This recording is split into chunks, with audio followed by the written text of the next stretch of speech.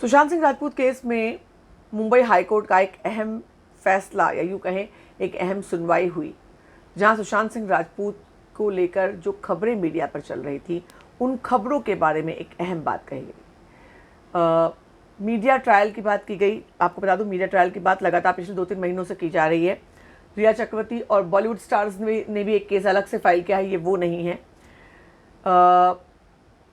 आज जो सुनवाई हुई उसमें चीफ जस्टिस दीपांकर दत्ता और जस्टिस GS कुलकर्णी ने कहा कि क्यों statutory guide regulatory body electronic media की नहीं है, जैसे कि प्रेस काउंसिल ऑफ इंडिया है प्रिंट वालों के लिए, सिनेमा के लिए सेंसर बोर्ड है, तो आखिर इलेक्ट्रॉनिक मीडिया के लिए क्यों नहीं? तो इलेक्ट्रॉनिक मीडिया के लिए ऐसा नहीं है कि नहीं है एजेंसी, तो इलेक्ट्रॉनिक मीडिया के लिए national broadcasting standard authority NBS एक है ही, ऐसा नहीं कि नहीं है।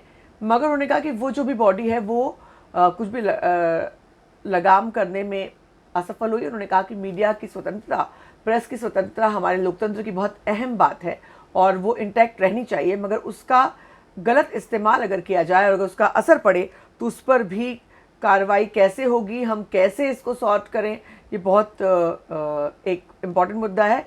मैं अगर पढ़ के सुनाऊँ, media has a fundamental right of freedom but that can not be use in infringe the right of others. This cannot be unregulated. ये अनरेगुलेटेड नहीं रह सकता है।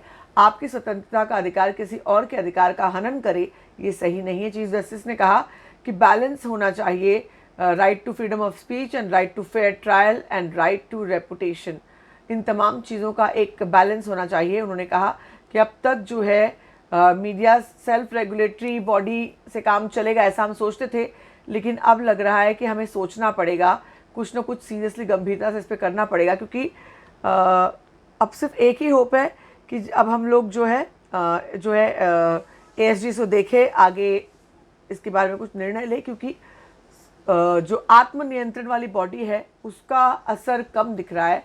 वो जो है काम इस पर बहुत ज़्यादा कंट्रोल नहीं कर पा रही है, इसलिए आगे देखना पड़ेगा। कुछ एग्रेसिव चीज़ें जो हो रही हैं, जो रियल नहीं है, फेयर ट्रायल नहीं हो रहा, उस पर ध्यान देने की बहुत ज़रूरत है। और अब देखना ये है कि आगे इस पर किस तरह से बातें होती है। पहली बार नहीं है कि मीडिया के रेगुलेटरी पर कोर्ट ने कुछ कहा हो या सवाल उठे हो, लगातार सवाल उठते रहे, लेकिन हमेशा मीडिया रेगुलेशन, मीडिया को नियंत्रण, मीडिया किसी कंट्रोल में रहे, ये देश के लिए सही नहीं है। अब ऐसे में देखना होगा कि इस पर क्या फैसला आता है, आगे क्या होता है। आप क्या सोचते हैं इस बारे में कि क्या मीडिया स्वतंत्र होनी चाहिए या फिर उसे किसी कंट्रोल में होना चाहिए? ज़रूर बताएं, बने रहें हमारे साथ लगातार।